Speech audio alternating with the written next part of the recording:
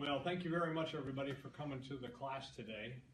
We are excited about having you on board. The carriers that we are aligning to the company are needing insurance agents to sell their products, okay? And so this is why you were brought on board. Why don't we start out with some introductions, okay? Again, my name is Keith, and I'm going to be your instructor for the duration of the next 3 weeks, to be honest with you, okay? So we'll be in a room, so we all need to, you know what, relax, get to know each other, okay? Don't be uptight at all. We really need to just chill and have a good time in here, and let's make this learning experience a fun thing. I've been in the business for 20 years now. Yes, I'm an old fart, and so I've been doing the insurance, mostly health and life business, okay? I do always want you to know that you're dealing with somebody that's, you know, credible, right? Okay, not patting myself on the back, but I got my 215 license, all right, through the state of Florida.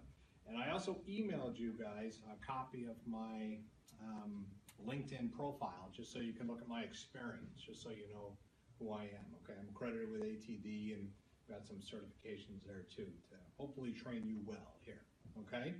All right, a little fun fact about me is I like to sing. I am not gonna sing, so don't ask me to sing. All right, not gonna happen, but I do like to sing. So that's what we're doing. A little introduction, please, from yourselves, your name, right? A little background information, okay? And a fun fact, okay? Sir. My name's Adam Richwell. I've been at HPS for 4 years. I just accepted a position in sales. I used to be account resolution specialist over in the call center. Fun fact about me, I like to knit. Okay, excellent. Well, this cold weather, we're glad you do. Yeah. We'll hope you take orders maybe later on or something. That'll work. Sir. My name is Nathan Pickup. I'm a Cigna trainer, and I'm looking to get into sales so I can sell Cigna policies. And fun fact about me, I still have a flip phone. Oh, wow. That's hilarious. Isn't that something? They still make this, huh? They do. Okay. Wow. They do. They told me they didn't put them on the floor, that they had to go to the back to get it. But they I still see. do make them. I see. Okay. All right. Well, welcome aboard. We're glad you guys are here. Thank you. Young lady. My name is Madison Smith. I am currently a real estate agent and is looking to get my sales insurance license. Oh, okay. Fun fact, I'm fluent in Spanish and American Sign Language. Oh, okay. Hola. That's good to know. Hola. Okay. Well, welcome aboard. We're glad you're here. Thank you. Okay. Hi, my name is Juan Andres Otamendi. People call me JR though. So anyway, I've been with HPS for about 4 years, training and development. I'm trying to get licensed so I can be a trainer like Mr. Keith over here and sell this product and, you know, and provide a good experience. Fun fact about me, my accent is pretty thick after 3 o'clock. So I start thinking like, hey, welcome everyone. Yeah, so anyway. Okay. So I'm just telling I'll you. keep that in mind. Yeah, please. Right, in case we need an interpreter. Well, I got to translate there. Oh, that's true. Yes. That's true. Thank you. Okay. Well, welcome you guys. All right. Sounds like we're going to have a good time already. Okay. All right. So why don't we get some administration stuff out of the way? Okay. This is a little sign-in sheet. This is for me. Okay, because I do need to document, obviously, for upper management who is in the class. And we have a system that you need to take some courses in called Cornerstone. So if you can just write your name down there and today's date, that's sufficient, okay? And while that's going around, okay, if you can pull out your agenda, please, okay? Your agenda is a pretty thick document stapled all together, and the only reason that it's like this, okay, is because it's literally encompasses all 3 weeks, okay? So I just want you to be aware of what's happening on a day-to-day basis, okay? Now, there's another document that goes along with it, okay? Because as we go through the agenda, right, there are some objectives that we need to make sure that you're aware of so that as you go through the course, you know what the company is expecting from you. Do you all understand that? Okay, that's important, all right? And I'm sure you'd want that anyway. Do we get 2 breaks every day?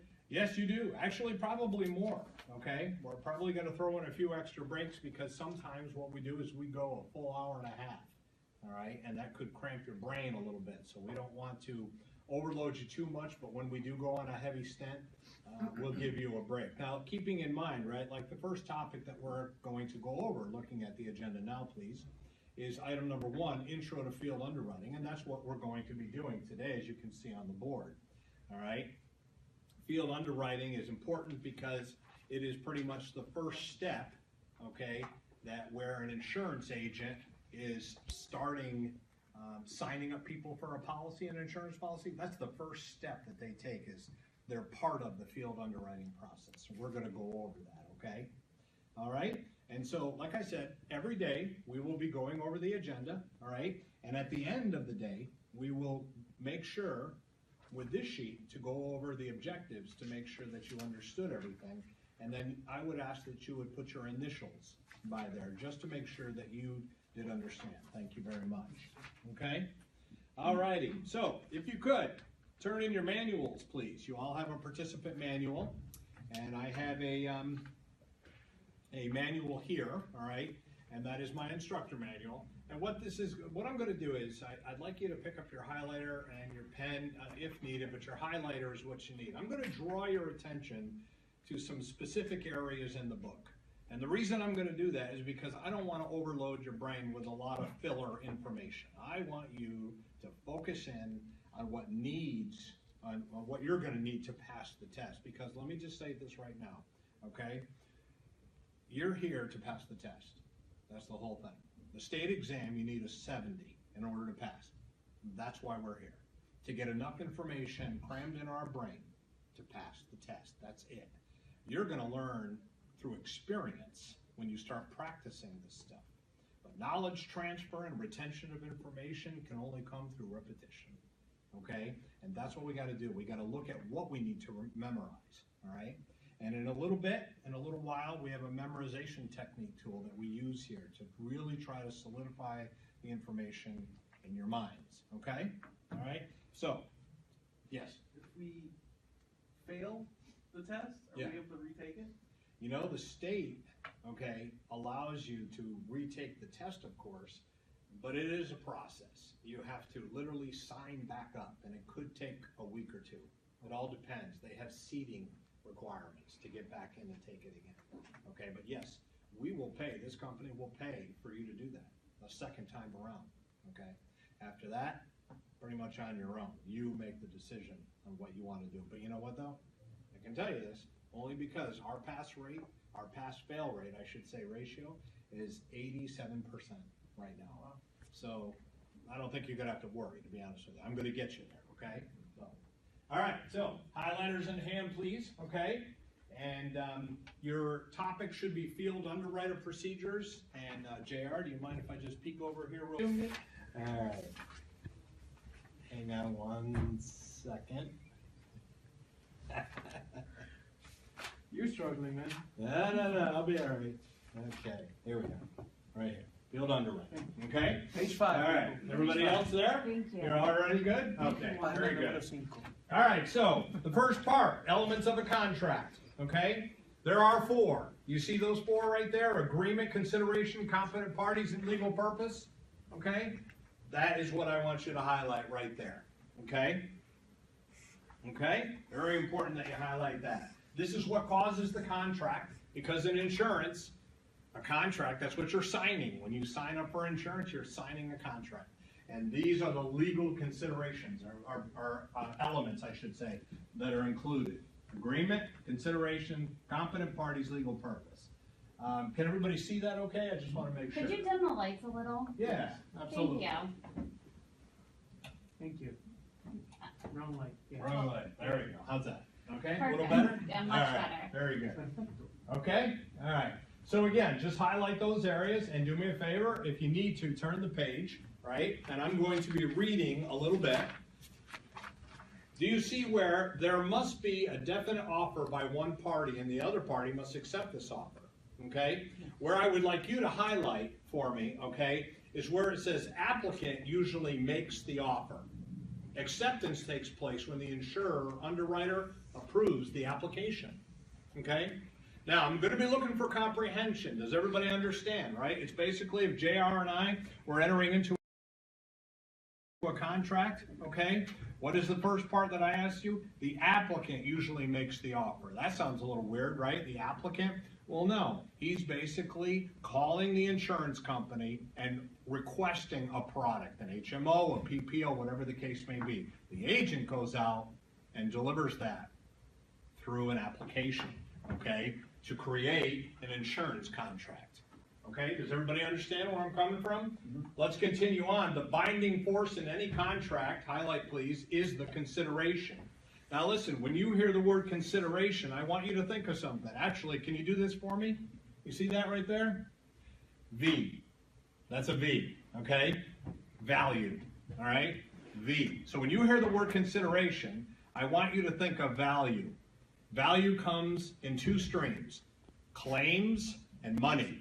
In this case, when you buy an insurance policy or a premium, right? I'm sorry, insurance policy, you pay a premium, correct? Yes. Right? Money, right? If you have to go to the doctor, then the insurance company has to pay the Premium. claim. Oh, Claim. okay. Absolutely, okay? All right? So, very important that you understand. When you hear the word consideration, I want you to just, if you get a question on the test, all right? And believe me, there's going to be about 11% of the questions on the test are going to be about underwriting, okay? All right? Remember that if you hear anything at all, especially consideration. You know what they do on the test? I can be honest with you. On the test, they ask questions about consideration and they refer it to premium. Seldom will they talk about claims. So if you can think of the money part of it, you'll be in good shape, all right? But consideration means premium or money in this case, all right? Okay, let's go on, I'm sorry. Let's see. Parties to a contract must be capable of entering into a contract in the eyes of the law. Do you see where it says legal age, mentally competent to understand the contract, and not under the influence of drugs or alcohol, okay? So, with Obamacare, there came out with some requirements. You needed to be 18 years old, you needed to live in the United States, okay, a U.S. citizen, that kind of thing, okay? To enter into a contract, all right, you need these particular requirements. Of course you need to be legal age. Of course you need to be, if you were an insurance agent, right, Adam? You wouldn't walk out to somebody and you could tell they were a little like, whoa, you know what I mean? Yeah. You would sit there and you'd say, you'd back away, you know what I mean? Because it's your license. This really isn't a game here. We're talking your 240 license. You got to go get fingerprinted by the FBI, you guys. You can't be frogging around here, you know what I mean? You go out there and there's a lot of agents that fraud is a problem, okay? And so you don't want to be messing around if you go out to somebody and they're under the influence. Maybe, hey, you know what? I can tell you real quick. I went out to somebody's house and this lady, I could just tell she was either on medication or there was something wrong, right? And I was like, I ain't touching this. I'm not going to have her sign this contract, and get myself in trouble in case a relative comes back and says, whoa. And trust me, stuff like that happens all the time.